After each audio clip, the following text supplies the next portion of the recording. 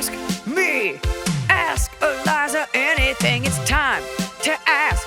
Ask me all your questions. So I shot a commercial. I'm not going to say for who, but it's for a car. Oh. It was a very cool campaign. And I was in full hair and makeup. We had like a glamorous part to it.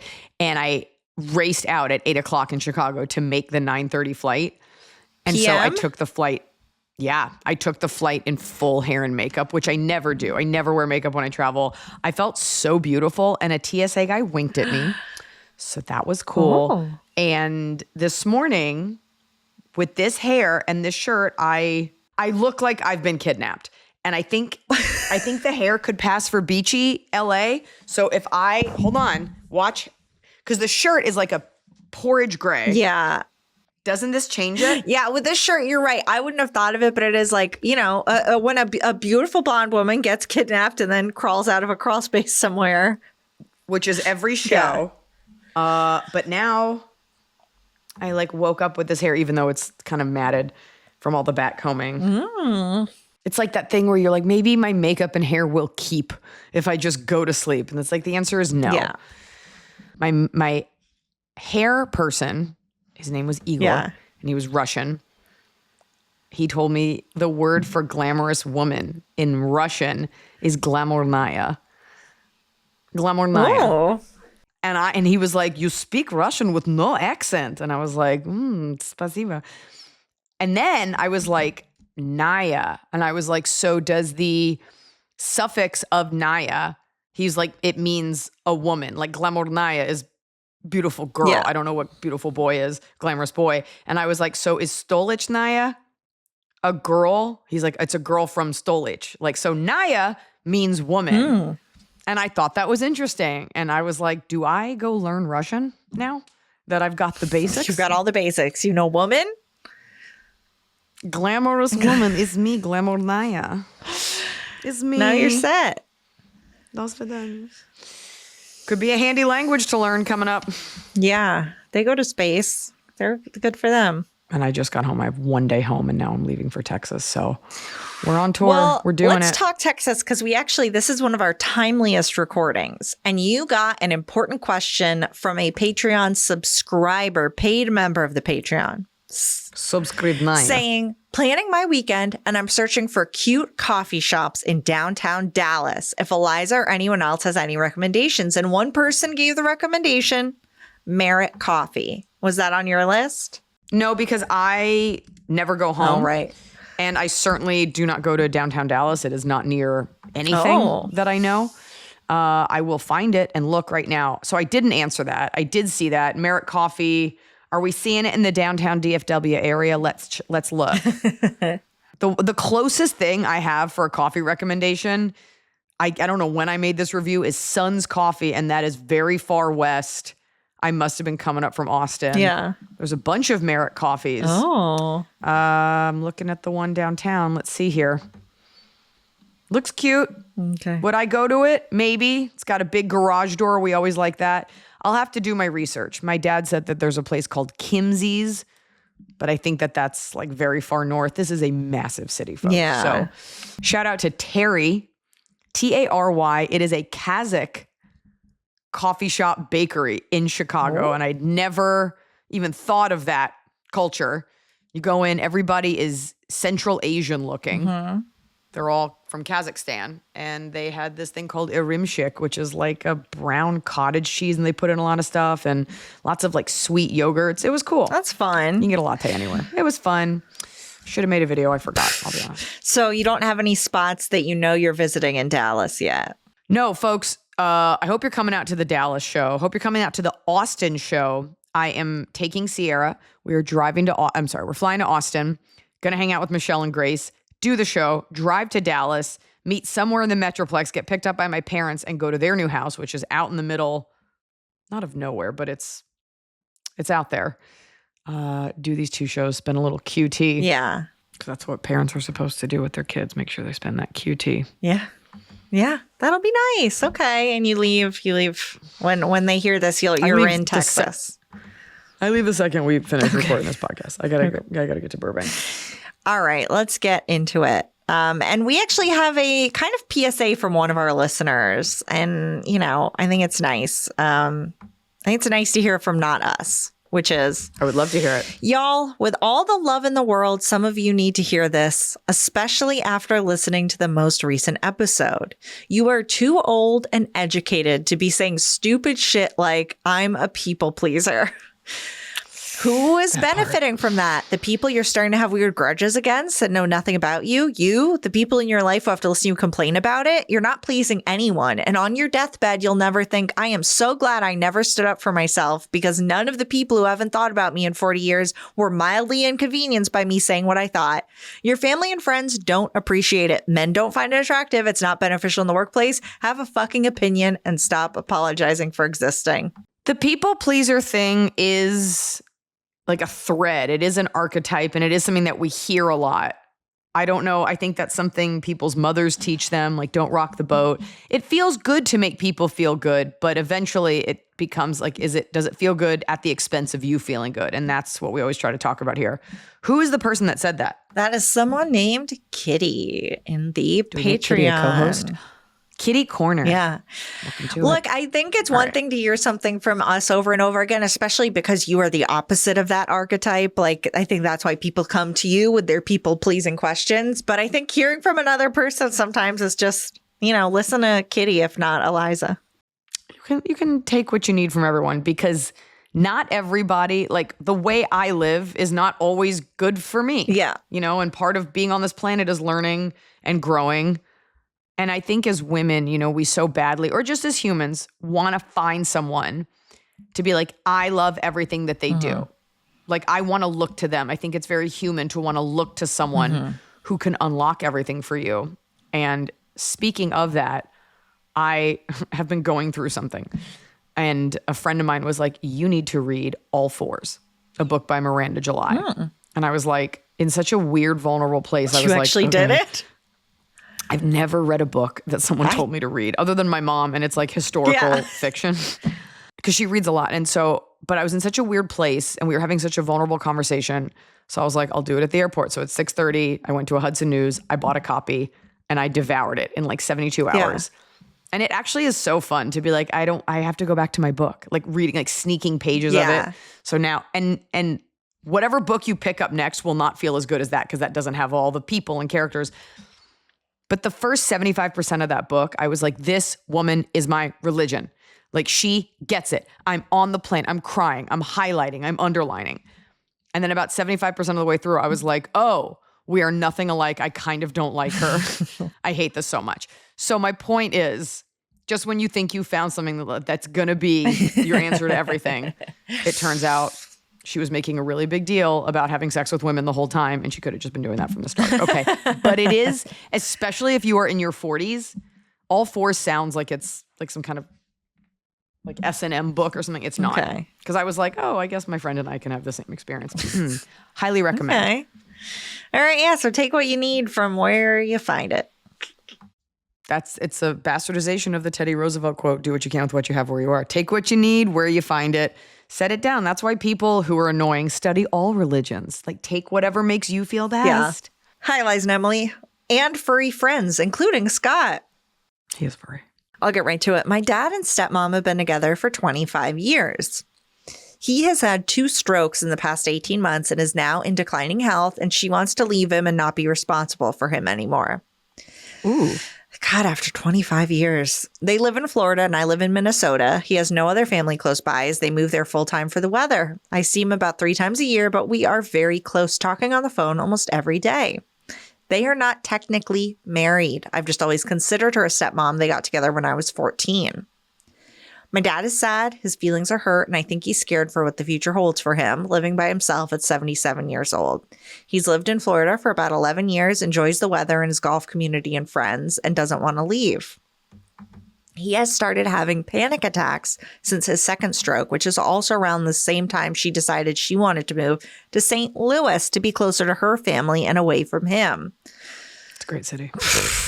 I am super worried about him living by himself. He has a lot of close friends and neighbors, but it's not the same. What do I do? Is it worth calling her and having a conversation? Plan on visiting him more often? I have a full-time job and 2 young kids. Convince him to move to Minnesota? Help. No reason to be anonymous. Thanks, Whitney. Gosh, Whitney, that's so hard. That's so hard on so many levels. You cannot convince this woman to spend the last few okay years of her life. No. It's so shitty on her part, but also you don't know what that marriage has been like, what that relationship. Yeah. Sure. I mean, some she's off the table. You're not going to reach out to her and convince him. What are you going to do with your dad? Here's what you got to do first. First, you got to go there. You got to assess the situation. Does he live in squalor? Is his house okay? Does he have money? Is he able to move into a community where there is care? What is his financial situation? Okay. What is her financial situation? I know she's leaving him, but let's make sure everything is in your name. Let's make sure that if and when he dies, she doesn't come back claiming stuff. And I know about this secondhand because I have a family member going through this where the brother was in declining health. This girlfriend came out of nowhere. Granted, she took care of him for a long time. They were together for a long time, but he dies. They're not married. Somehow everything was in her name. Like, yeah, you just never know what people are capable of. So go visit. You cannot assess it from afar. And I think it would mean the world to him if you went. I appreciate that you have 2 kids. So either bring your husband or your wife. That's what you have to do first. Financially assess, because money solves everything. If you had $1 billion, you could put him into a care facility, some sort of half care facility, get him a personal nurse. He doesn't want to be alone. Is there a way to help with that? If you can't, then you assess it then. You get to Florida, boots on the ground. That's my advice to you. Because if he has, yes, you go there and you assess. Because in my mind, there are kind of 2 ways this goes. Either you find him assisted living in Florida where he does have someone with him for help, but he still is nearby his friends and isn't leaving his community. Or you see if he had assisted living in Minnesota, would you visit him more? Or would you still be like, oh, we have kids? Like, figure out what's best for you and him. But moving him closer, unless that's something he wanted. First of all, cold winter. That is a brutal winter. Right. He's going to be unhappy. Then he has no friends and he will be a burden to you because he's not self-sufficient. I think ideally he stays in Florida, but you got to assess. So that's our advice. I think on this podcast, we give advice like super far out. Do that. And get those finances situated. You're not calling out women and saying, please stay with my dad. No one wants that. He doesn't want that. And by the way, like, she might be cool and he was awful to live with. Like, you don't know. And I also, it's not about not being married or not, but I understand you have X amount of years left on this planet. And if she doesn't feel like that for him, what's the actual obligation a human has to another? Yeah. To be sick with you, So I'm not labeling it. I'm just saying she's off the table, like Emily said, but she said it first, but I meant it. I know you did. I thought it. Okay. Look how good this hair looks. It looks good. This is the hair you want this is what you want your curly hair to do. Yeah, but it doesn't. No. I was just in the ocean. Sometimes I just go in the ocean. You need the I just have to feel the salt water. The outfit that they wear, the wetsuit where there's sleeves, but like no pants. Do you know what I mean? Where it's like a wetsuit where it's like a bikini cut at the bottom. I love but it. sleeves to like a surfer. Yeah, it's like why your full legs out, but your arms aren't. Get those arms out or put those legs away. I think that could just be a little hot. I think it's a little cumbersome, and then your legs are in the water, your arms aren't. Burned. Quit talking over me. I'm going to fire you. Nobody wants to hear us talking over each other. Saying your legs are in the water, you don't want to burn your upper body, and that's softer skin. I listen back to the podcast. I'm like, this is like baseball talk radio. We're just going over each other. Hi, Iliza and Emily. Sorry. I love you so much. I've been debating the answer to this question for months when it occurred to me that you two would be the perfect people to answer. Duh. What do you mean it occurred to you? Of course. This podcast should be your religion. Oh, boy. No, don't do that. I saw Heretic, by the way. Oh, what do you think? Hugh Grant is so charming that even though he's a bad guy, the whole time I kept being like, well, maybe he's going to be nice I know. now. And even though he's like very smarmy, yeah, I know. There's just something about him I want to root for him. Yeah, that's being a man. 2 weeks notice. He's just like, oh, I don't know if I can keep you employed, Sandra Bullock. Such a good movie. Okay. I've been debating the answer to this question for months. You two would be perfect to answer. Background. I quit my job as a hairstylist 3 years ago when my second child was born to be a stay-at-home mom. I also started attending college for the first time to work towards my associate's degree in hopes to apply to ultrasound school when my kids were a bit older.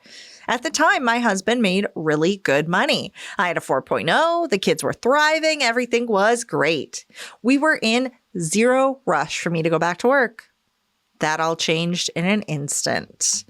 Oh, no. My husband developed a serious drug addiction behind my back, stopped working, lost his job, and withdrew and spent his entire 401k. He eventually ended up going to out-of-state rehab, went back to work for his company in a much lower paying position. I'm talking 1/5 of what he used to make. Now, 6 months out from this mess, we are struggling to stay afloat financially. I don't have my hair license anymore, so that's out of the question. And my resume of working the same salon job for 8 years doesn't look great to other types of employers. I need a decent job. What do you mean that's out of the question? Just reapply for a license. I don't know how that works. You probably just have to pay and take a hair exam. I think out of the question is a little harsh. Well, okay. Now hold on. Once a year, I work a cocktail waitressing job at a country club, men's only boxing event.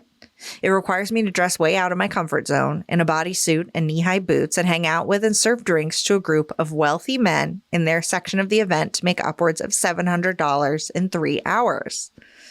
Anyway, last year I met 2 men in my section who were so kind to me. They pulled me aside and told me they can tell I don't belong there and notice my professionalism. Knowing nothing about me, one of them said, "Whatever you do, never let a man control your financial destiny. Always make sure you have your own too." Which was weird because they had no idea my husband was in rehab and had just nearly ruined our lives. We chatted most of the night, and they treated me much more respectfully than the typical clientele of this event. At the end, they gave me their names and told me if I ever needed work, they can help me. They seemed very genuine. One is an orthopedic surgeon. The other owns a commercial real estate company. 9 months later, I can't shake the idea of reaching out because it felt like such a sign. All I have is one's first and last name written in my notes. Facebook is the only way I can think to directly contact him. My question is, do I take a shot and reach out to him as professionally as possible or chalk it up to drunk guys only being kind in the moment because I was half naked serving them endless vodka sodas? Keep my name anonymous, please. I love you all so much. Wait, reach out to them about what? Working in an orthopedic surgeon's office? Or in a real estate office. Unless you're the receptionist, you're going to need some kind of degree for that. And unless you have a passion for real estate, I guess either way, you're applying to be a receptionist. Yes. So I think what you have to think about first is, what am I willing to do? Is that what you're offering? Can you do bookkeeping? It sounds to me like what you don't have is a skill set you can apply. If you're telling me you're working a cocktail waitress job once a year, and you're telling me that going back to hair is off the table, I think the next thing you have to decide is, what am I willing to do? You're going to have to be in pain a little bit longer while you get this either relicense for your hair, or what was the other thing at the beginning? She's getting a degree, That's right, your associates. What happened to that? To apply to ultrasound school. I think it requires more schooling, and right now she can't do more schooling. She needs to make money. I hear that. Well, I hear that. So it sounds like you're going to have to, first of all, definitely leave that husband. It's not that he can't be an addict and get back on track, but maybe it's not leave him, but you need to take control as if he's not going to help you. Right. You have the 1/5. That's great. Perhaps he can leave that job and be a full stay-at-home dad while you go to school and have a job. But what I'm not hearing from you is, here's how I'd like to make money. Part of me is wondering, are you reaching out to these men hoping they'll just give you some money? What are you reaching out? Because you're going to seem unprofessional if you reach out without a plan. What I would do if I were you, if you really wanted to get this cash, what I would do if I were you is I would take their names. I don't know why you're saying Facebook's the only way to reach out. You can find them. If he's an orthopedic surgeon, he's going to have a name, a website, an office, all of that stuff. And the other guy, if he's a real his email will be online. He's very easy to get a hold. So that worries me that you don't understand that. I have a concern, which is that they said, "Oh, here's our info. We'd love to," and that they just want to hire you for off the book, sexy waitressing. Yeah, you don't know what they meant. I didn't hear the conversation, but that's why I'm saying, if you call and you like look at their website, maybe even swing by to be like, you guys were so kind. Granted, it could have been a drunken whatever, but if you are looking for a receptionist, if you are looking for an office manager, right. I ran my own resume. business. I booked my own clients. I'm very people friendly. That works great for a realty office. Give them all the reasons that you would fit perfectly into that specific environment. Yeah. Do not give them a reason to say no right off the bat.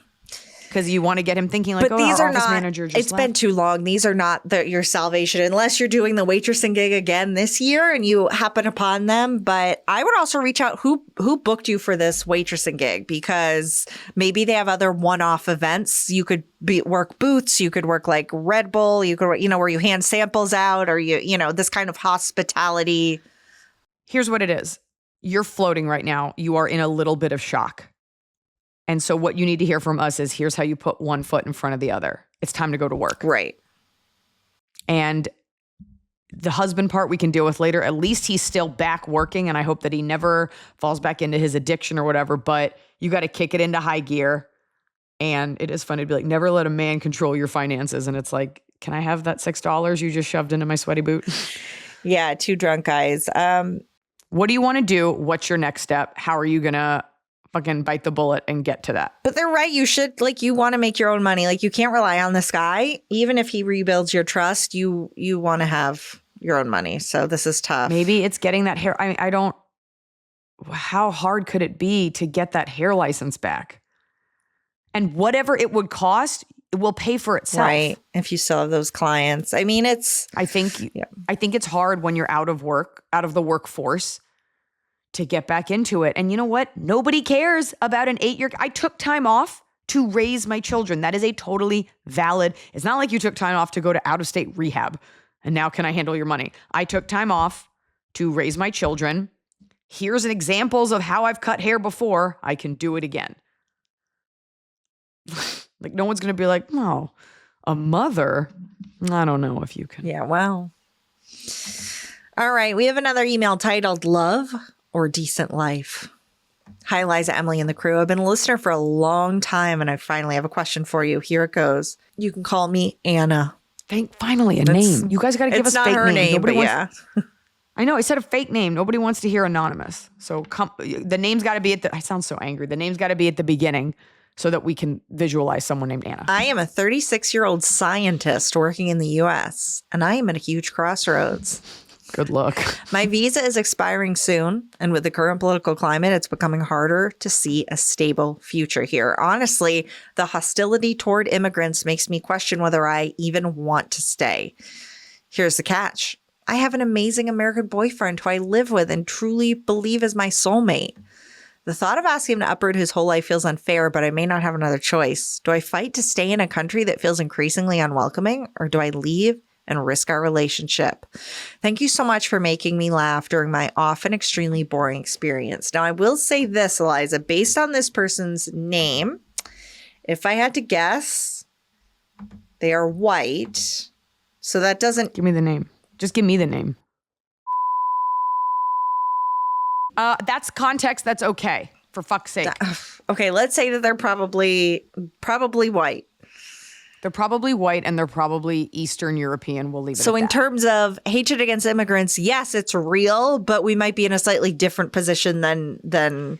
Yes, and if your name was Gloria Sanchez, which is Will Ferrell's production company. Okay. Right.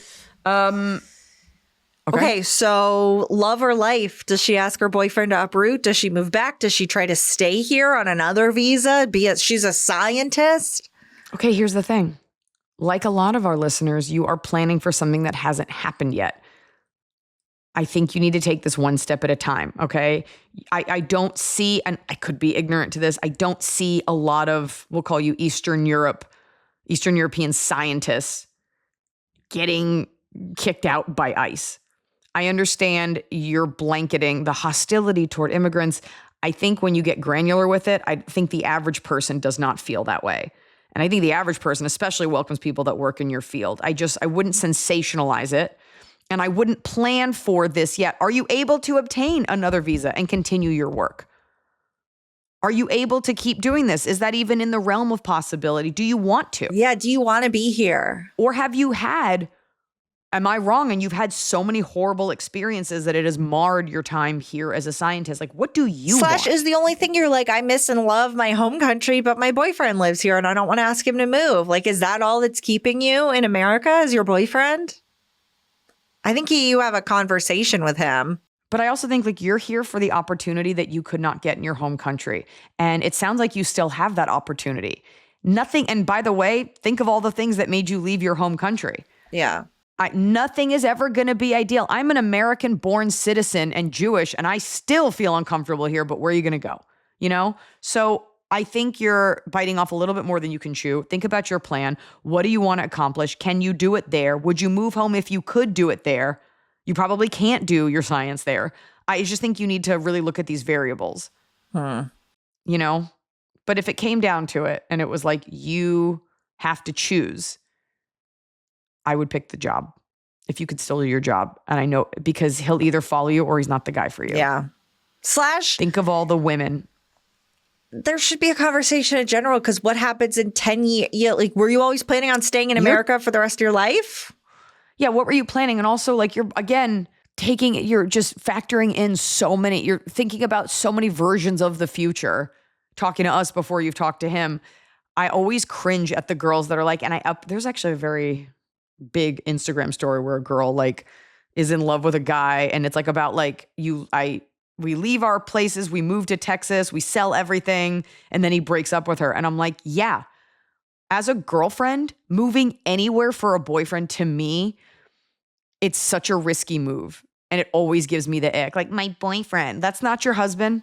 You guys don't have kids together. My parents got married because my dad was coming down to Georgia to work at the Yerkes Primate Institute from Boston. My mom's like, okay, well, we're going to get married if we're going to move down to Georgia. So they got married. Women put way too much. This is not about like not trusting men, but like things happen. People grow apart. You get the ick.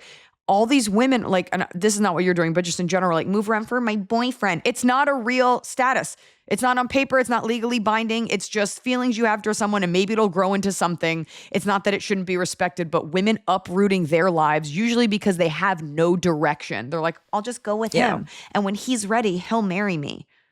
No. None of that. Make a choice for you. And if you like your boyfriend more than your job, all right, fine. I think you're a little unclear on what it is that you want, and we can't help you with that. So I think me speaking sternly will feel very familiar to you given where you're from. You need to get centered, as my mom would say. What is it that you want, Anna? Yeah. Okay. Gorgeous-naya. Glamour-naya. I know it's long, but please give it a chance. I desperately need your insight. All right. We'll give you a chance. Big sisters unite. We are big sister. We are big sister. I haven't listened to the show since way back in like 2017. I'm not sure. I just remember that Joe Coy and Angela Johnson were a couple of your guests. Remember when we were like, we'll do guests. Yeah. This will be great. It was fun. Just hard. Sure. Anyway, since we're requesting validation now and asking less of a true question, I figured I'd submit mine. Long story long. There's a lot of important context. Coffee, female, 31, met my friend. Thank you. Let's call her Espresso, female, 29, back in 2021. We bonded over the fact that we were both pregnant with our boys and due only weeks apart from each other. She was having her first and I was having my second. After that, our friendship really grew. We got to the point where we were texting and even calling each other on a daily basis. We talked about surface level things as well as deeply emotional and personal topics. We would both initiate calling and texting. It was a truly beautiful friendship. My kid saw her as an aunt, and 2 years later, she had her second son, and I considered both of her boys my nephews. We live about an hour away from each other, so we didn't see each other all the time, but we tried to take turns going back and forth to each other's houses every couple of weeks. It wasn't one of those friendships where we only got together so our kids could have a play date. We got together because we wanted to see each other, and the kids playing together was a bonus. Through this whole time she's been with her fiance, we'll call him Americano. Americano, male, 34, owns a very successful business to the point that Espresso doesn't have to work and can stay home with the boys. I didn't get to see him that often because he worked so much, but when I did, he was always friendly. Occasionally, Espresso would tell me things like, Americano says we're starting a diet this week. And I'd ask her if that was something she wanted to do. And she'd say something along the lines of, well, he just knows more about that kind of stuff than me. So I just sort of go with it. Espresso has always been a healthy weight, but I knew she wanted to be more healthy and more fit with her wedding coming up at some point. A date hadn't been set yet. On a side note, Americano has messaged me several times throughout the years, letting me know how grateful he is for the fact that I am such a good friend to Espresso. And he's so happy she has a friend like me. Something about that is like weird to me. Yeah. Condescending. Yep. My eyes went up. If you're watching this on video, who knows where those even get posted? I'd hear things similar to this regarding finances. Since Espresso doesn't work, Americano would give her an allowance each month. And Espresso said she'd always been bad with money and didn't know how to save or spend. And since he's so much better at that kind of stuff than I am, she would go with the plan he put in place. This meant she had a specific amount she could spend on herself, a healthy amount, and could spend what she needed on groceries or general things the family needed. He'd also say things like, hey, since you're home, I need you to do X today, or ask her to do tasks that had nothing to do with her, like changing all the hangers in the closet because he didn't like the way they dented his shirts. He would essentially tell her that she needed to do these things on top of all the other household chores she would manage, on top of taking care of her 2 toddlers. I would vocalize my opinion on this because I didn't agree that he should be making her do tasks that were only his problem just because she's a stay-at-home mom. She has enough stress with raising her boy. She doesn't need to do his mundane tasks as well. I do have a hard time keeping my opinions to myself, especially when it comes to men wearing the pants in a marriage. And I know she didn't agree with my opinion when I spoke up, but coming from a household where my husband and I are equals, I just didn't like the way he was going about it.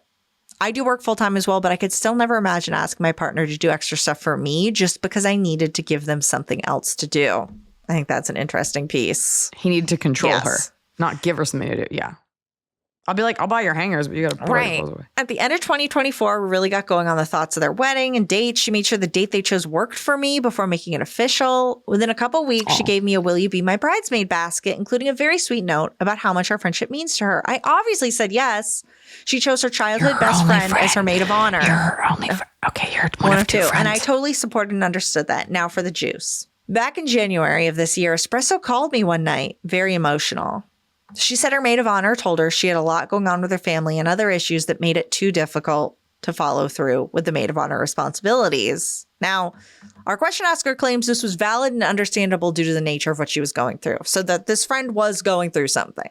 So, Espresso asked me if I would do the honors and step in and become maid of honor. I said yes and dove into maid of honor mode, knowing that planning the bachelorette party and bridal shower would take time. I did reach out to her previous maid of honor, now just a bridesmaid, to ask if she already had any ideas for that event or anything Espresso had mentioned specifically. She gave me a couple ideas and informed me that Americano had a very generous amount of money to help cover the expenses. I spoke with Americano on the phone the next day and asked similar questions about her wishes for the events, and he offered me $4,000, which was incredibly helpful as myself and the other bridesmaids didn't have the ability to afford what we knew Espresso deserved. I'd pocket half of that. for your troubles. Myself and Americano's sister, also a bridesmaid, we'll call her Latte, female 32, got to work planning these events. We didn't say eye to eye on every detail, but eventually got it all worked out. The bachelorette party would be a 2-night stay at an Airbnb about 5 hours away. No, I bet he says no. And required a passport. We all fit in one car to drive there. Unfortunately, her original maid of honor didn't make the trip for unclear reasons. Something to do with renewing her passport. But overall, Espresso was sad and annoyed at her for this. Okay. But understood. We had an amazing time.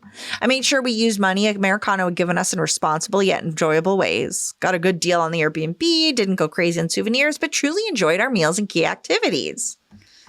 Shortly after we got back, it was time to... Enjoyed our meals. So cute. They enjoyed them. Enjoy your meal. Time to dive deep into the bridal shower. It was decided having it at their home, same location as the wedding, would be best for costs. You have to edit these things, Emily. They said, please read this whole long one. They said that. They said we need it all. At least it's coffee themed. I know. Okay. While still being able to have delicious food, proper invitations, decor, etc. It was beautiful, and my parents even came to help set up, clean up, and bartend for their guests. The only thing that happened that day was a situation with Latte, Americano's sister. She was helping set up before guests arrives and stressing hardcore about where food was going and that we didn't have proper mugs for coffee. I suggested we use the cups that came with the plates and cutlery we ordered, but her response was, well, I guess we'll just let everyone burn their hands then. I was shocked. I couldn't believe she said that to me, and I let her know that was completely inappropriate. She apologized to me and my parents later since she said it in front of them. Overall, the day went well. Espresso had a great time. Side note. We had $300 left over from the event, so between me and the sister-in-law, we decided that we would get them the 2 lounge chairs for their pool that were on their registry. I mailed them straight to her house as I did for all of the bridal shower decorations. I meant to put her mom's name on the order so she would think it was something for her and not open them, but I forgot. I think a lounge chair is something they're going to know what it is. My name was on the packages. Espresso told me I had packages delivered to her house, and I said, oops, I must have forgotten to change the address. This is important for later. Okay. The wedding is coming up in just a couple of weeks. Since I live over an hour away, it was hard for me to help with details, but each time I spoke to her, I'd ask if she needed anything, how it was going. Latte lived close by, so she was over to help with decorations and such. That's the sister. Yes. Okay. The next part might sound confusing, but I'll try to make it as clear as possible. I knew that the rehearsal dinner was the night before the wedding. So a couple weeks prior, I asked if I could sleep over at her house so I could be there early the next day to help with setting up for the wedding. She said, great. They have a spare room downstairs with an air mattress. The plan was that my husband and I would drive there for the rehearsal. He'd drive home. My mom was watching our kids, and he'd come back closer to the time of the ceremony the next day. The morning of the rehearsal, my husband told me he was not going to be out of work early enough to join me for the 5 o'clock rehearsal, so I texted Espresso. I asked her if it was okay to push the time of the rehearsal. It was just happening at their home, and we were ordering. Wait, I'm sorry. Yeah. The morning you were supposed to drive there? So that at the rehearsal after work. You're already there. No, they're not there yet. So before the rehearsal, they were going to drive, and she was going to stay overnight for the wedding the next day. So like Friday, the wedding's Saturday. So Friday you were going to drive in. Your husband was going to drop you. You were going to do the rehearsal, sleep and then over. husband was going to go home. Come back for the wedding. But what happened was... So husband's like, I'm not going to get out of work on time. So our question... To drive you to the rehearsal. Yes, or attend. Okay. So she texted Espresso that morning and asked if it was okay to push the time of the rehearsal. She says it was just happening at their home. We were ordering pizza for dinner, so no specific reservation or anything. I said, if not, that's totally fine. My husband just wouldn't be able to join me. Dinner? Okay. She said she'd like for me to be there on time, and I said, okay. So you drive yourself. It's an hour. The next part is where it all goes wrong, and I'm still unclear why. Shortly after, she texted me saying if my husband wasn't joining me for the rehearsal, it's probably best that I don't sleep over. I didn't understand this and asked why. She said it was because that meant that now between my husband and myself, we'd have 2 cars there as opposed to 1. At your house? I guess at the wedding. Yeah, because the wedding's at her house. If he came with me to the rehearsal and then drove home, he'd be bringing only 1 car back for the wedding. Park on another block. I said, okay, no worries. I can just have him park at the park and ride down the street and go pick him up when he arrives. She continued to say no, and then I still can't sleep over. I asked if I could call. I hate texting as it's difficult to understand tone and I need clarification. She said she was too busy running around and didn't have time to talk. So I told her to just let me know why I couldn't sleep over. If I didn't live over an hour away, it wouldn't matter to me. But as the maid of honor, I wanted to be there early the next day to help. Yeah. She told me they didn't need help and everything was set, so no worries. She doesn't want you fucking her husband. I started getting frustrated. In hindsight, this is where I should have stopped. I said, if you don't want me to sleep over, that's fine. Just tell me why. She said something along the lines of the parking issue. I deleted the text, so I can't go back and see exactly what she said. Yeah. I said, I do that all the time. Dude, after everything I've done for you, you can't just be honest with me. That was a mistake.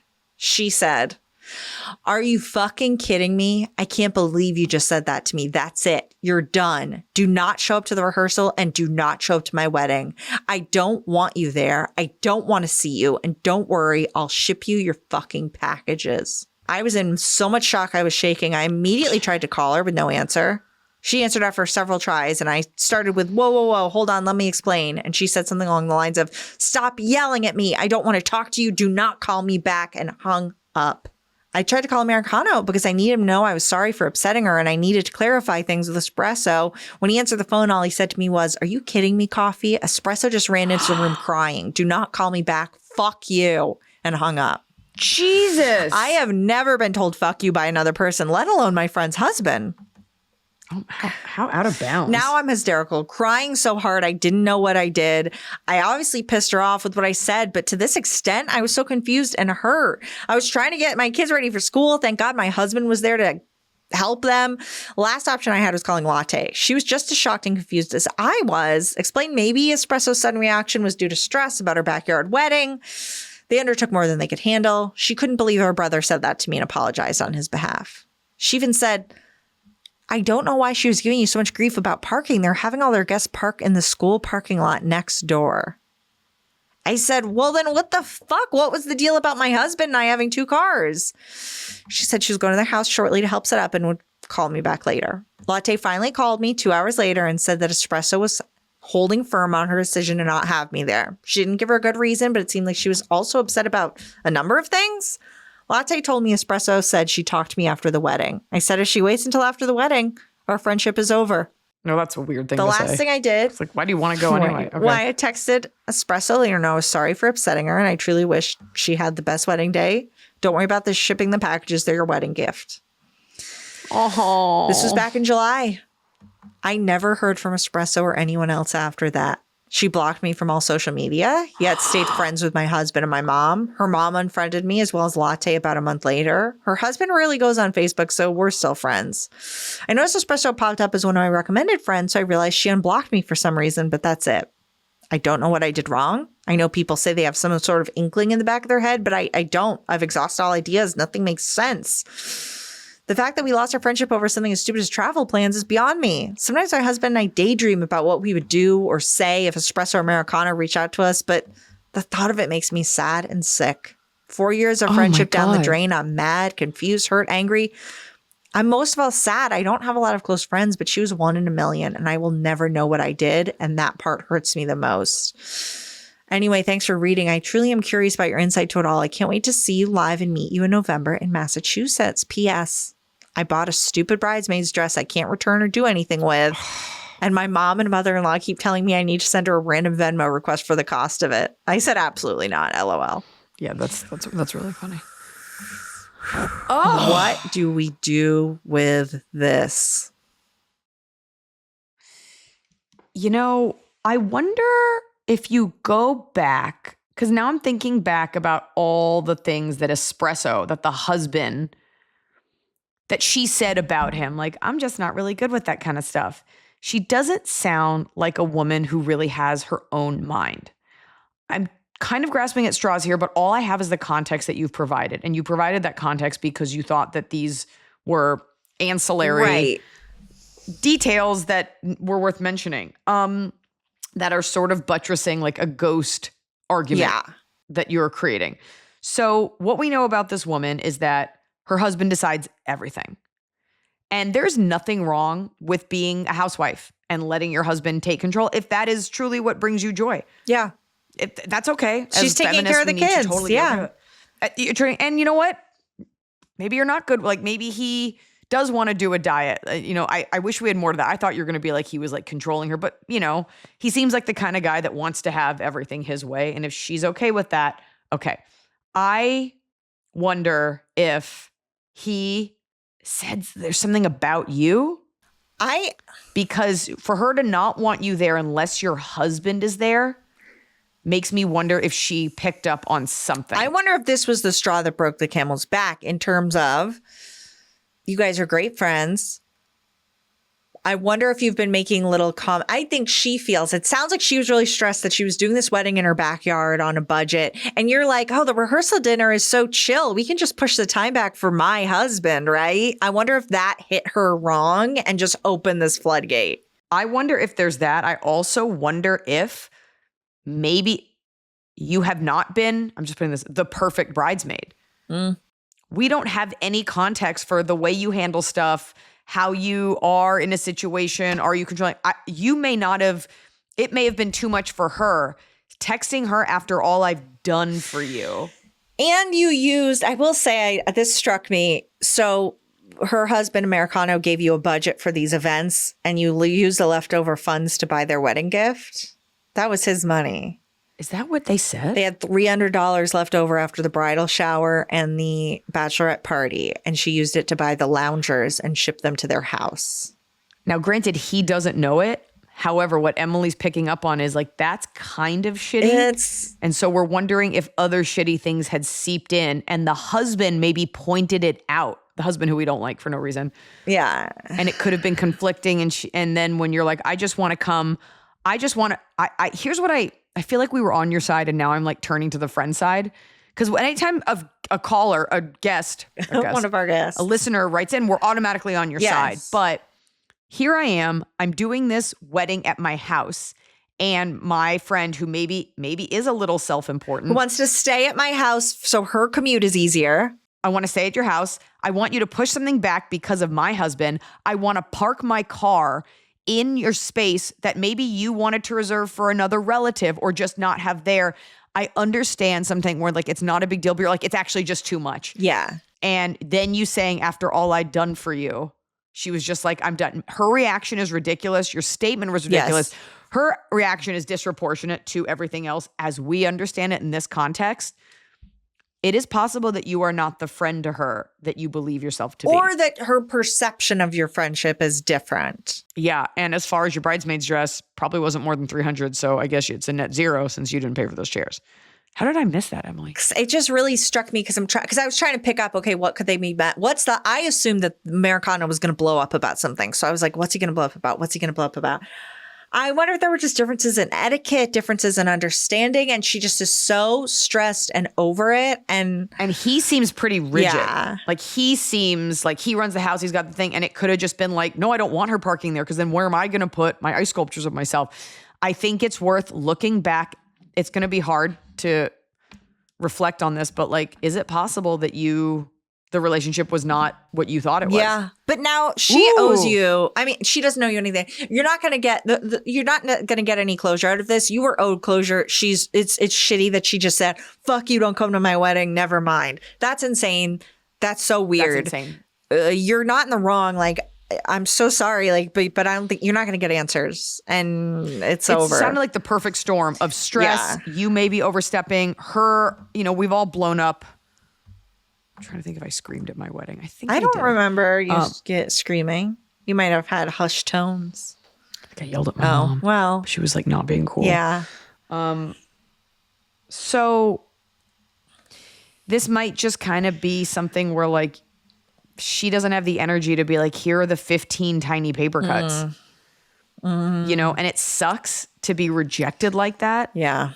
But it might be worth a real introspective look, or you just let it go and you guys were friends for a time that really served a purpose. You were both pregnant. You had someone to talk to. Yeah. But at least we had that insight. Hope we made you feel better, but I think we may have made you feel worse and worse. I don't know. Will you feel better we're knowing not sorry. if we're not sorry?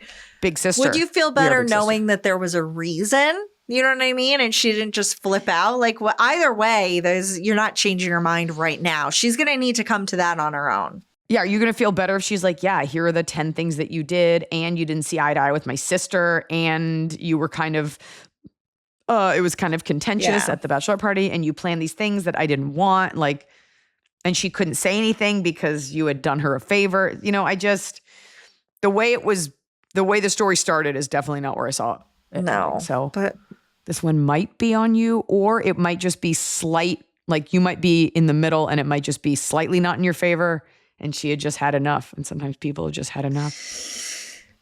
Top of the cob. It's the top of the cob. We're doing it right every day. You just take a bite. Top of the cob. My bottom of the cob was on my flight last night from O'Hare. This is quasi red eye. It's a 9:30 flight. The man, and this is the second flight in a row where this has happened. The man behind me, and they're always older. The first one was like ancient, and this guy was probably in his like late 50s. Open mouth snored. Oh, no. So loud I could hear it through my movie, through my noise canceling headphones. And you're just like, aren't you embarrassed? Like, has your partner ever told you this is horrible? You have to know that you're an awful sounding sleeper. You must have been around someone. And I just think, a flight attendant should be able to tap you to be like, you are disrupting other people that paid for their seats. Yeah.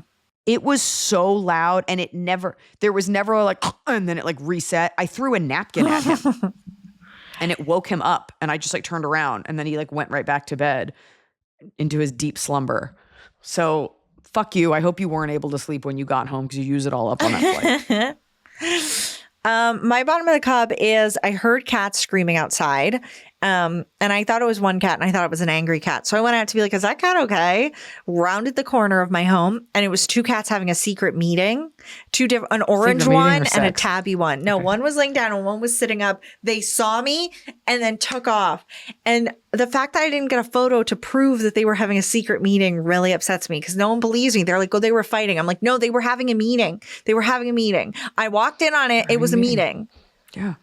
Yeah, we totally believe No one you. believes me. I believe you. Cats do weird things. Thank you. Because it was an orange one and a tabby one. I'm like, you're not family. I heard you. You're separate. No, we heard you. Okay. Well, maybe it's like a turf thing. They were having negotiations, I think. Maybe that was their Gaza. All right. All right. Fan bottom. The gamification of everything enjoyable. I don't want my crossword to be a streak. I don't need my Spanish learning to give me coins. And I don't want to collect cross-stitch patterns to get a prize. Let me do my old man coffee hobbies in peace. It's a good one. Well, then you're going to have to go analog and do them offline. Write them down. Top of the cob is almost, this happens more often than not. It rarely rains in LA, but it tends to rain when I'm leaving. And I got in last night at like 1 a.m. I slept into bed. And my beautiful husband, of course, wakes up early and he gets the kids and everything. Yeah. And I woke up to 2 gigantic little babies jumping on coming up onto the bed. Yeah. And it was so delicious to wake up. And I had washed I was like so clean when I woke up. I washed off my makeup, wake up in your bed. It's raining outside. Yeah. The dog is right next to me. I got to kiss my kids goodbye. And then I thought, okay, I'll get up. But I fell back asleep with Tianfu's back leg in my hand. Yeah. And just to wake up and it's raining and I had to go do a podcast today, like someone else's, and it got canceled. So I had nothing. Yeah. And I just worked so hard this week and I've just been going through so much spiritually and professionally and emotionally. And just to wake up and just be like, it's okay to enjoy this absolute silent stillness. As someone comes running in. What is that? You have an almond. Just one? They gave it to me. There was chocolate in there. I ate the chocolate. Oh, is that are you British? A little British baby? I was just talking about how nice my morning was once you left. It's also such a bummer when you have a present to give your kids and somehow they get it before you are there to give it to them. Do you like this thing? Yeah. A fan gave us this mango that turns into a bird. That's fun. Turn it back into a mango. Turn it back into a mango. Turn it back into a mango. You ruined it, Iliza. That was my top. It was just so, I took the dog for a walk. I got to wear rain boots. I sat and had coffee with Noah. I'm going to see my husband for maybe a collective 5 hours this whole month. So it was just nice. It was just a nice, gray, rainy day. And you have what's on your boots, Sierra? Chickens. Oh. Bought them in Baton Rouge. Okay. My top is I had to get blood taken for a physical. The nurse was so good that I didn't even. So hot. No, but I didn't even feel it. I was just like, I got through it. I didn't almost pass out. She was great. So enjoy my blood, doctors. Enjoy my blood. Enjoy it. That's what you call the episode, Enjoy My Blood. The fan top. Top of the cup, after seeing Iliza with my BFF 7 times in 7 different cities, we finally splurged on meet and greet and got to meet our idol, and she loved our custom shirts. Oh, the shirts in Chicago were incredible. Yeah. And the notes were beautiful. And I saw the ones that they had made these shirts that showed every city they'd seen me in, and they used the logo of each tour. And I was like, wow, I tour a lot. It was great. That's them. We're going to get all the gifts up from Milwaukee and Chicago. You guys were awesome. The energy was electric. And so I loved it. And I will see you this week in Dallas. We got 2 shows and in Austin. Yeah. Okay. Have a good one.